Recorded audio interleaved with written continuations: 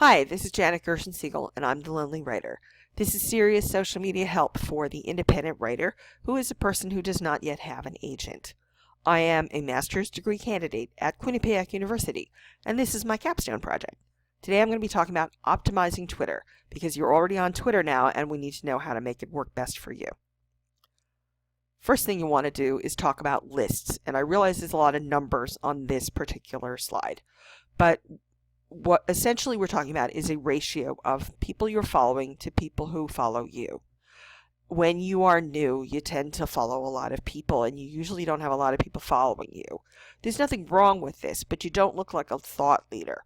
Celebrities obviously get a lot of people to follow them.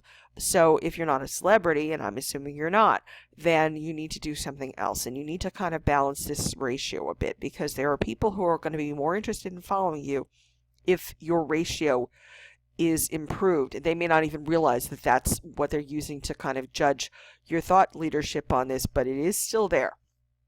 What we do, is use lists. So instead of following someone, go to their profile, and instead of hitting follow, pull down on the gear wheel and select add to or remove from lists.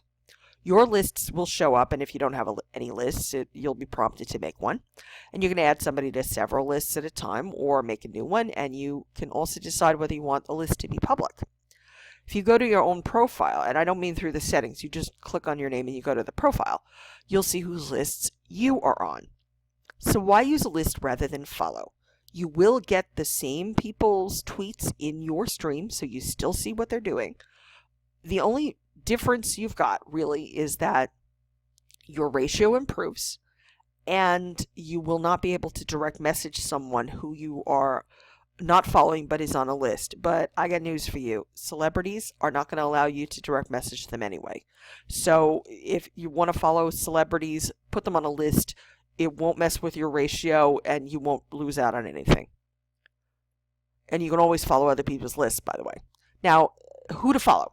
Sometimes you do want to publicly follow people rather than add them to a list. If you keep those people special, I think that's much more helpful for you.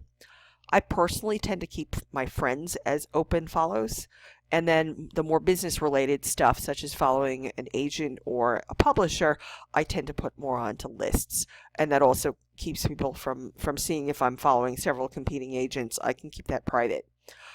Follow your fellow indie writers, because this is a community. Publishers, agents, depends on how open you want to be about that. Consider who can help you, who you can help, and follow accordingly. Don't just take, please give a bit too. Add a hashtag.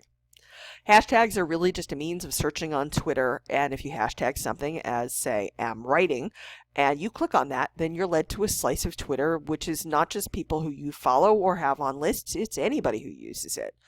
It's a great way to find other people to follow or list.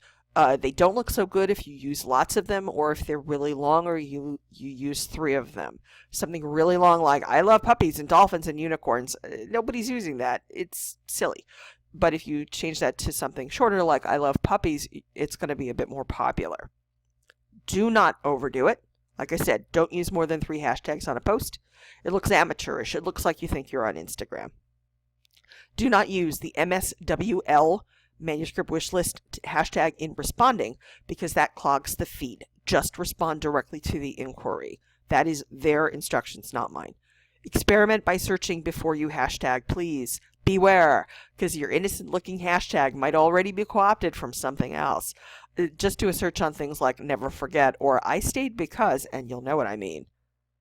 More optimizations. Take a look at your settings. Be sure to change your notifications to whatever you prefer, just like you would do on any other social site. If you're getting a lot of notifications via email and are deleting them anyway, this could be very helpful for you. This is also where your blocked accounts are. If you feel an account is posting spam, do not just block them. Please also report them to Twitter. And Twitter, if they feel that the account is violating their terms of service, they will ban the account. Finally, this is Janet Gerson-Siegel, the Lonely Writer, because an independent writer never has to be alone. Thanks so much for listening.